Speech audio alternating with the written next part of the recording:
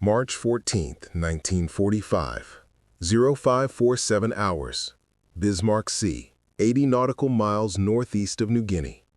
Captain Yoshiro Tanaka stood on the bridge of the destroyer Hatakaze, watching the dawn break across the Pacific. His radar operator had detected nothing. His lookouts reported clear skies.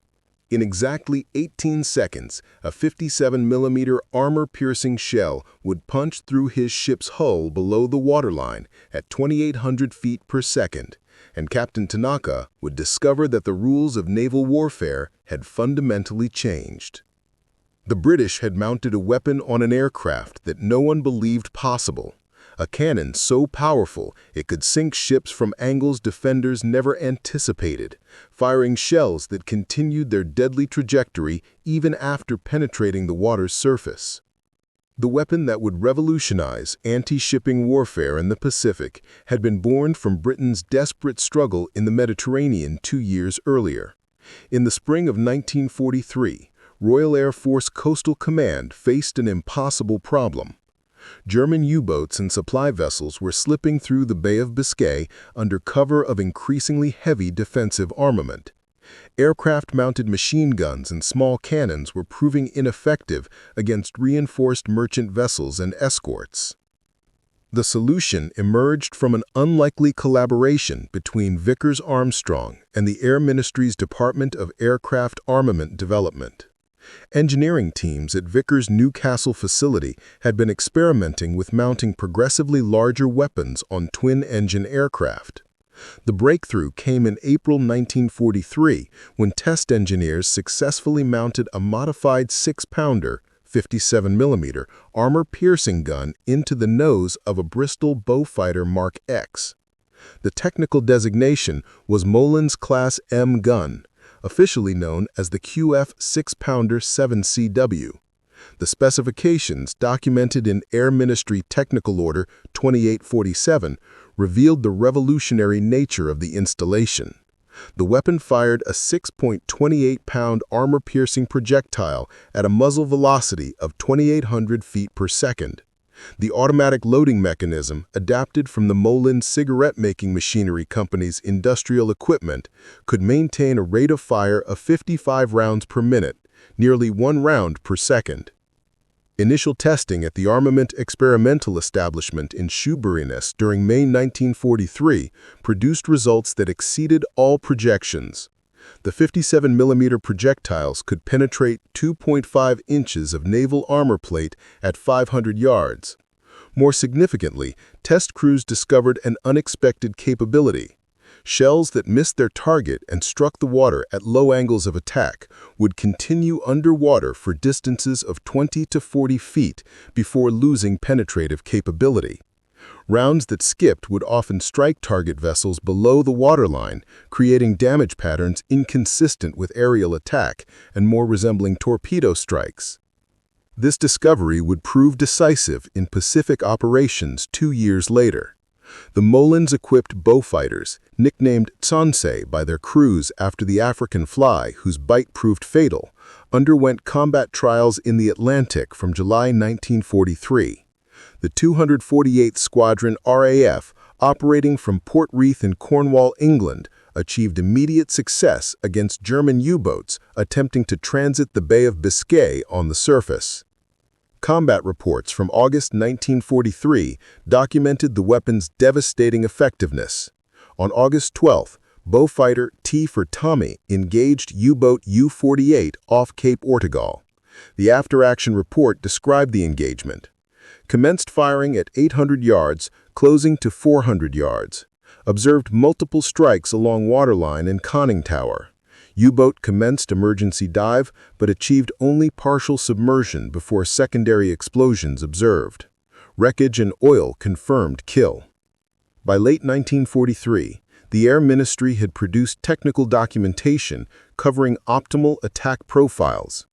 The B-Fighter Strike Wing Tactical Manual, issued November 1943, specified approach parameters: attack altitude of 50 to 150 feet, attack angle of 5 to 12 degrees, optimal firing range of 600 to 800 yards, and recommended burst duration of 3 to 5 seconds. These parameters maximize the probability of shells penetrating at or below the waterline. The weapon system's complexity required extensive training. Armament crews learned to load the 25-round ammunition drums, each weighing 168 pounds when fully loaded. Pilots practiced the precise approach angles needed to exploit the weapon's unique capabilities. Gunnery officers, who controlled the weapon from the observer's position in the Beaufighter's nose, trained to calculate deflection and range against moving targets. The transfer of this technology to the Pacific Theater began in early 1944. The Air Ministry, responding to Royal Australian Air Force requests for enhanced anti-shipping capabilities, allocated 12 Molins-equipped Beaufighters to RAF Squadron 30, based at Kumali Creek in Australia's Northern Territory. The aircraft arrived in January 1944, along with technical specialists and 15,000 rounds of armor-piercing ammunition.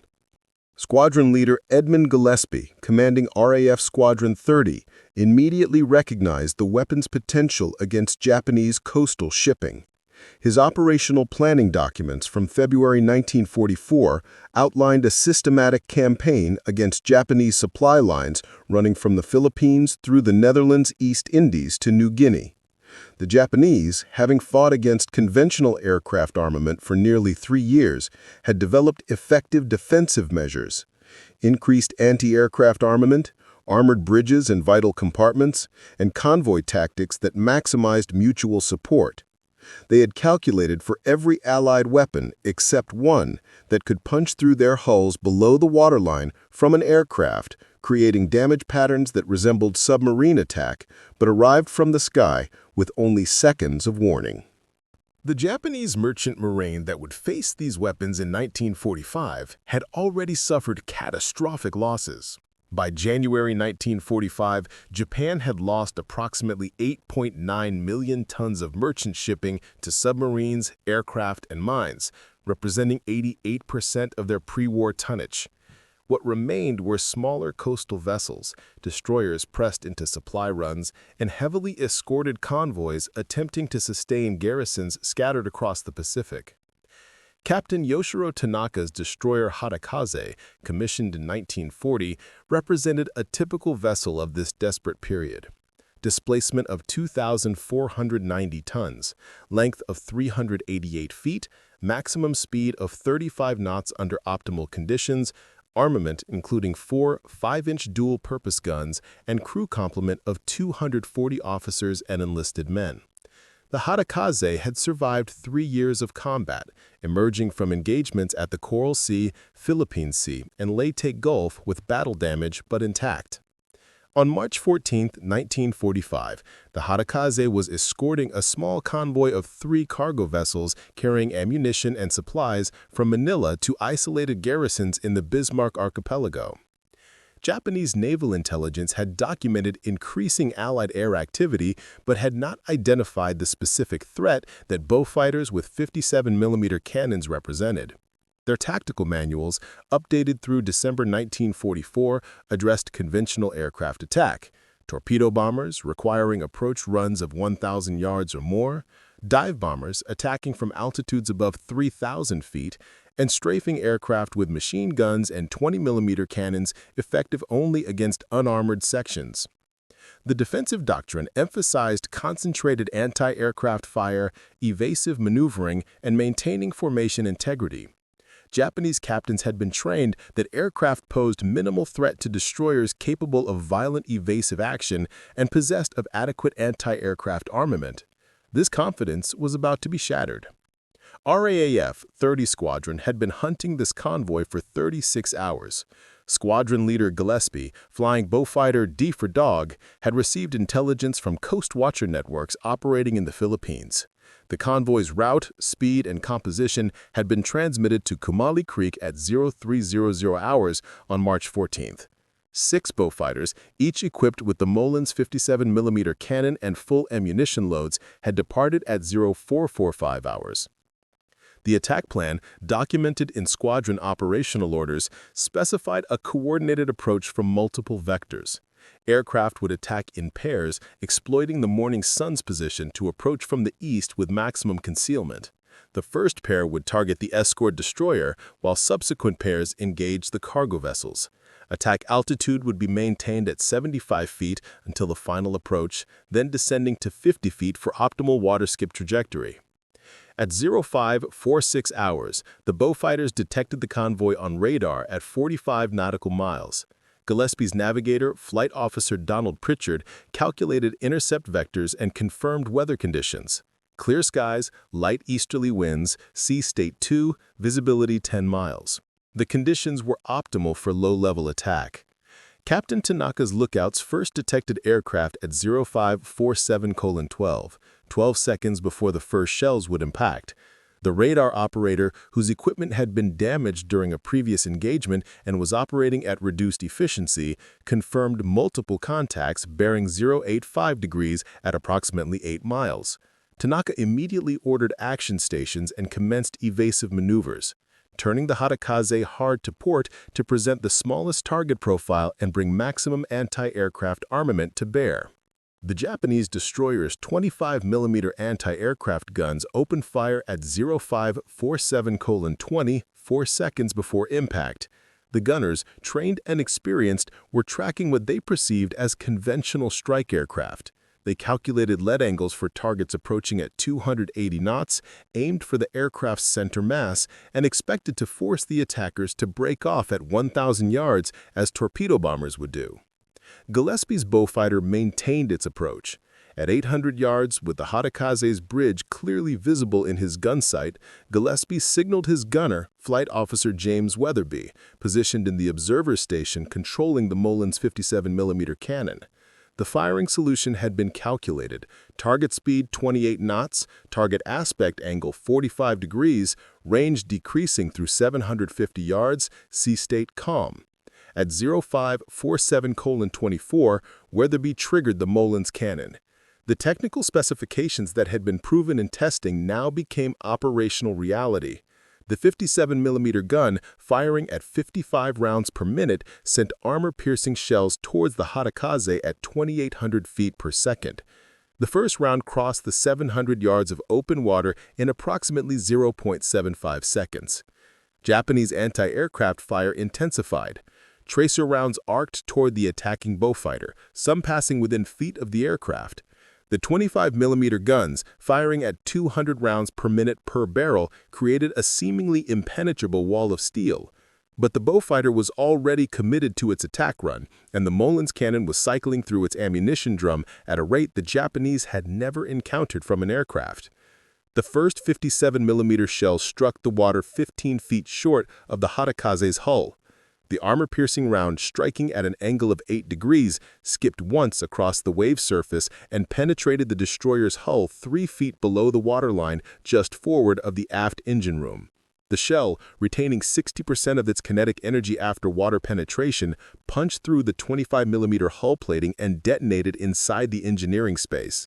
The penetration of the Hatakaze's hull below the waterline initiated the cascade of failures that naval architects had never anticipated from aircraft attack.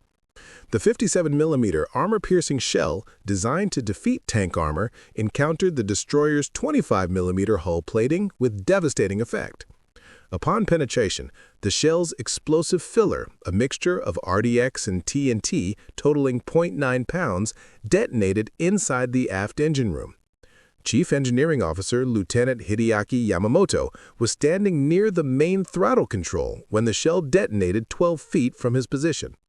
The explosion occurred in a confined space measuring approximately 40 feet by 30 feet, containing machinery operating at extreme temperatures and pressures. The blast wave, traveling at 26,000 feet per second in the confined space, killed 7 engineering personnel instantly. But the immediate casualties were merely the beginning of the destruction. The detonation ruptured the main steam line feeding the aft turbine. Superheated steam at 600 degrees Fahrenheit and 400 pounds per square inch pressure vented into the compartment. The steam flood killed the remaining engineering crew within seconds, while simultaneously causing the aft turbine to overspin without load, destroying the reduction gearing. The propeller shaft, now disconnected from controlled power, created catastrophic vibrations throughout the aft section of the vessel. Within 8 seconds of the initial hit, Weatherby's Molin's cannon had fired an additional 7 rounds. The second shell struck the Hatakazi at the waterline amidships, penetrating the hull and detonating in the forward boiler room, killing 23 sailors who had been moving to action stations. Captain Tanaka on the bridge received damage reports that documented a nightmare scenario. The aft engine room was flooding. The shell penetration below the waterline had created a breach that emergency pumps could not contain. The forward boiler room was ablaze with fuel oil fires that fire suppression systems were failing to control. Power to the aft section had been lost, meaning half the anti-aircraft armament was inoperable. The ship was taking on water at an estimated 40 tons per minute and had lost 60% of its propulsion capability. Japanese damage control doctrine, refined through years of combat experience, emphasized compartmentalization and flooding control. Damage control teams immediately sealed bulkheads isolating the flooded engineering spaces. But the Beaufighter's attack had not concluded. Gillespie pulled up and away at 05:47:31, having expended 18 rounds in a 7-second burst. His wingman, Flying Officer Theodore Hastings in Beaufighter K for King, was already positioned for his attack run. Hastings approached from a different vector, exploiting the Hatakazi's compromised defensive posture. The destroyer, listing 4 degrees to port from floating and slowed to 18 knots, presented a vulnerable target. Japanese anti-aircraft crews focused on tracking Gillespie's departing aircraft were slow to reacquire the new threat. Hastings opened fire at 850 yards, his Molin's cannon cycling through ammunition at maximum rate. The cumulative effect of multiple 57mm hits below and at the waterline created flooding patterns that exceeded the Hatakazi's damage control capabilities. Engineering assessments conducted post-war by the United States Naval Technical Mission to Japan determined that destroyers of the Hatakaze class could survive flooding of 2 major compartments. The Beaufighter's attack had compromised 4 compartments within 20 seconds, a rate of damage infliction that no damage control system could counter. By 05:48:15, less than 2 minutes after the first shell impact, Captain Tanaka faced an impossible decision. His ship was listing 12 degrees, had lost all main propulsion, was burning in multiple compartments, and continued to flood despite all countermeasures. The mathematics of naval architecture were unforgiving. The Hatakaze had minutes, not hours, before capsizing. The remaining 4 Beaufighters were systematically engaging the cargo vessels. Squadron records document that the freighter Hokuku Maru, 4,500 tons, received 15 57mm hits in a 12-second engagement. The armor-piercing shells, designed for tanks, treated the merchant vessel's unarmored hull like paper. Shells that struck the water skipped into the hull below the waterline, while direct hits penetrated completely through the vessel, often exiting the opposite side before detonating. Hokuku Maru's captain, attempting evasive maneuvers, discovered that merchant vessels designed for cargo capacity could not evade aircraft attacking at 280 knots. The freighter, loaded with ammunition bound for garrison supply, suffered a catastrophic magazine detonation at 05:49:30 when a 57mm shell penetrated a cargo hold containing 14-inch naval shells. The explosion, visible for 30 miles, destroyed the vessel completely. Debris rained across a half-mile radius. There were no survivors from the 87-man crew. The second cargo vessel, Taiyu Maru, attempted to run for the coast 40 miles distant. Flight Officer Hastings pursued, engaging from the steering quarter. The 57mm shells walked up the length of the vessel, each penetration creating flooding or fire. The Taiyu Maru's captain, recognizing the futility of flight, ordered abandon ship at 05:52 hours. The vessel sank 18 minutes later, settling by the stern as flooding overwhelmed the engine spaces. Preparing and narrating this story took us a lot of time, so if you are enjoying it, subscribe to our channel. It means a lot to us. Now, back to the story. The destruction of Captain Tanaka's convoy in less than 7 minutes represented more than tactical defeat. It marked the psychological breaking point for Japanese naval operations in the Southwest Pacific. The Hatakaze capsized at 0553:47, rolling to port and settling with its hull above water, air-trapped in sealed compartments providing temporary buoyancy. Of the 240-man crew, 156 perished. The survivors, clinging to wreckage and life rafts, faced the realization that their navy could no longer protect even basic supply operations. Japanese naval intelligence, analyzing survivor reports over the following weeks, struggled to comprehend the weapon that had destroyed the convoy. Initial assessments, based on damage patterns below the waterline, concluded the attack had been executed by a new type of airdrop torpedo. This theory collapsed when survivors uniformly testified they had observed no torpedo drops, only continuous cannon fire from attacking aircraft that appeared to punch through hulls as easily as machine gun fire penetrated canvas. Commander Takeshi Fujimoto, senior intelligence officer for the Combined Fleet's Southern Command, compiled survivor testimonies in a classified report dated March 28, 1945. The document, recovered by American forces in September 1945, revealed the Japanese Navy's complete incomprehension of the threat they faced. Survivors report cannon fire of unprecedented caliber from twin-engine aircraft. Shells appeared to maintain lethal effect even after striking water surface. Damage patterns indicate penetration capability exceeding known aircraft weapons. Request immediate investigation of enemy technical capabilities. The investigation confirmed what British intelligence had kept carefully classified for nearly 2 years.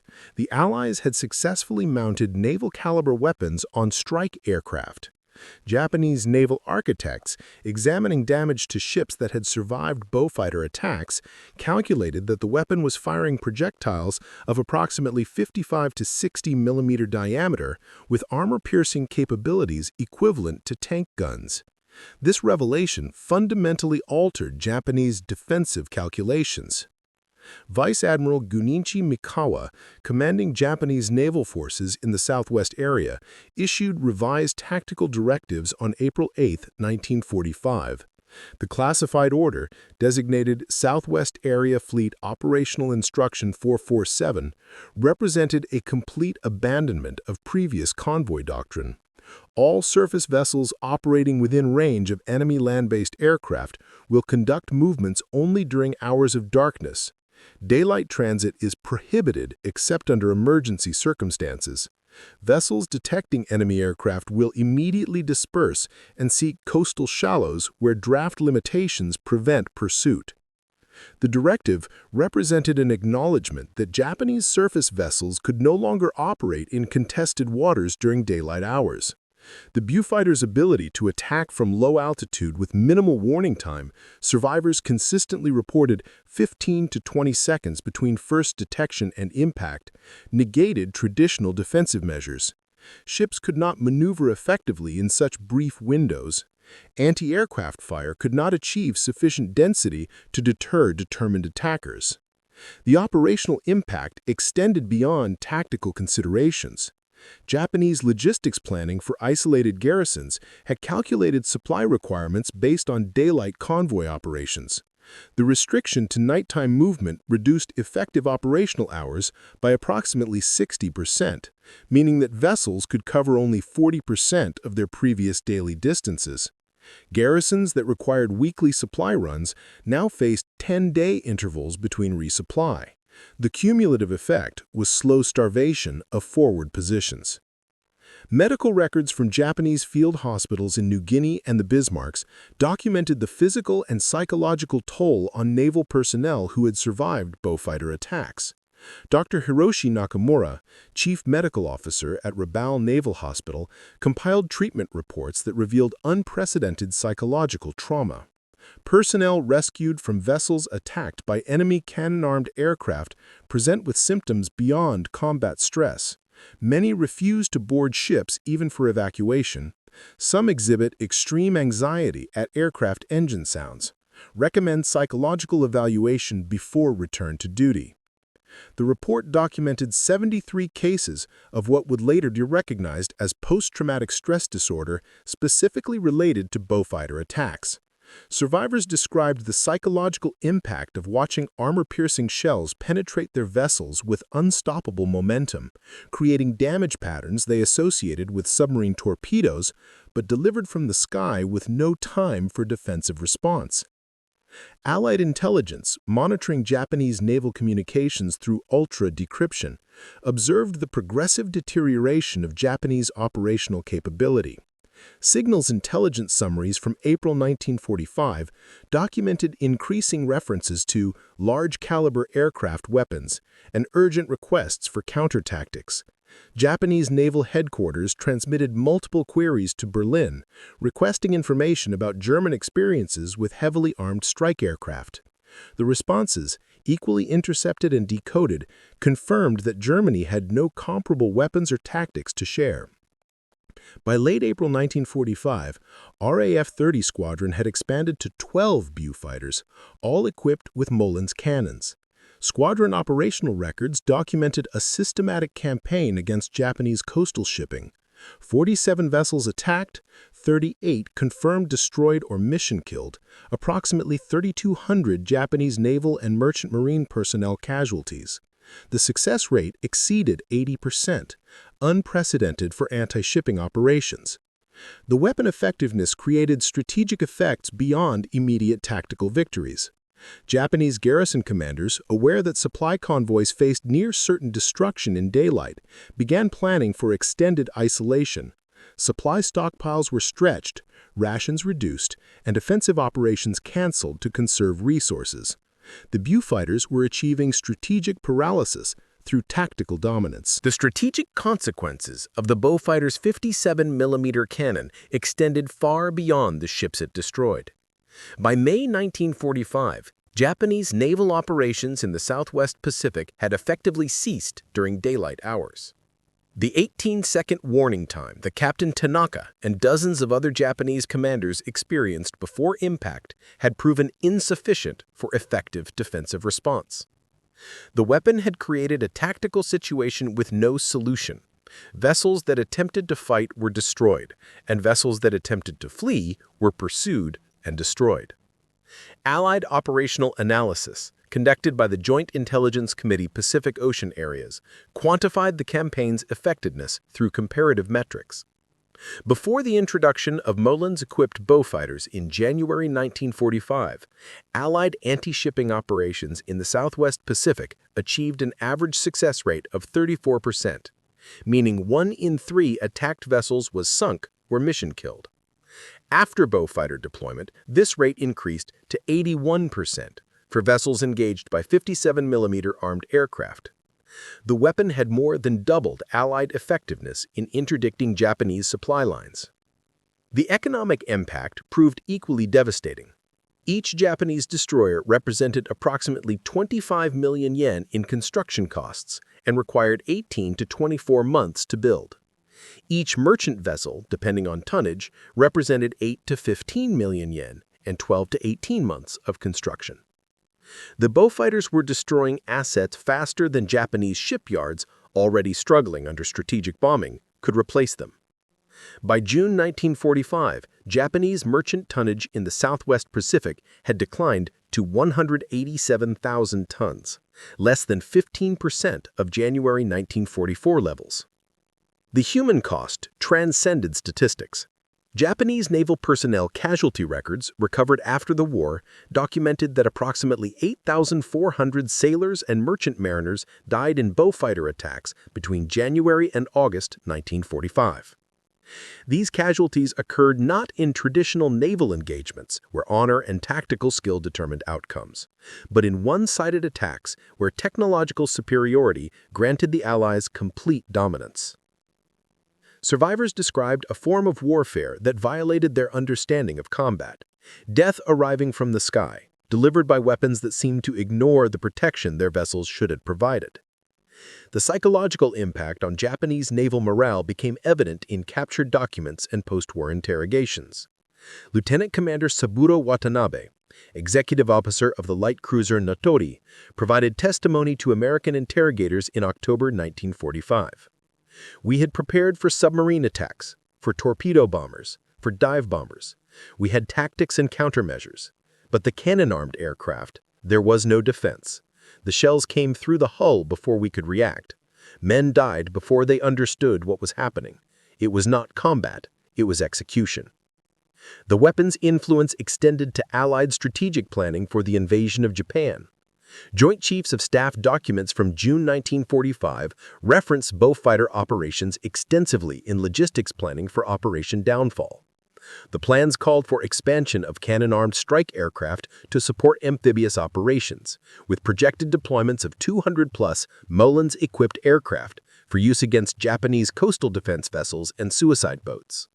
The demonstration that aircraft could destroy surface vessels with such efficiency fundamentally altered invasion planning assumptions. The end of the war in August 1945 prevented full-scale implementation of these plans, but the principle had been proven. Aircraft mounting naval-caliber weapons could dominate coastal waters against surface vessels. This lesson would resurface in conflicts from Korea through Vietnam, where cannon-armed aircraft continued to demonstrate effectiveness against surface targets. The final Beaufighter mission with 57mm cannons occurred on August 13, 1945, 2 days before Japan's surrender. RAAF 30 Squadron engaged a small convoy of 3 coastal vessels attempting to evacuate personnel from Rabaul to Truk. The engagement lasted 4 minutes. All 3 vessels were destroyed. It was the 223rd successful attack by the squadron since January 1945. Post-war technical assessment by Allied naval intelligence confirmed what Japanese defenders had experienced. The 57mm armor-piercing projectile, when fired from an aircraft at low altitude and shallow angle, created underwater penetration patterns that existing naval architecture could not counter. Destroyer hulls designed to withstand torpedo damage from horizontal attack were vulnerable to shells entering at steep angles below the waterline. The weapon had exploited a fundamental gap in naval defensive design. The legacy of those 18 seconds, the time between detection and impact that Captain Tanaka and hundreds of other Japanese commanders experienced, redefined the relationship between air power and naval operations. The Beaufighter's 57mm cannon demonstrated that technological innovation could overcome defensive preparations regardless of courage or tactical skill. Japanese naval forces that had dominated the Pacific in 1942 discovered that by 1945 they could not safely operate even coastal vessels against an enemy that had mounted battleship-killing weapons on aircraft. The streams of armor-piercing shells that could punch through destroyer hulls below the waterline didn't just sink ships, they sunk the illusion that traditional naval defensive measures could protect against determined technological innovation. The weapon proved that in modern industrial warfare, victory belongs to those who can deliver overwhelming firepower before the enemy can respond, rendering courage and preparation meaningless in the face of absolute technological superiority.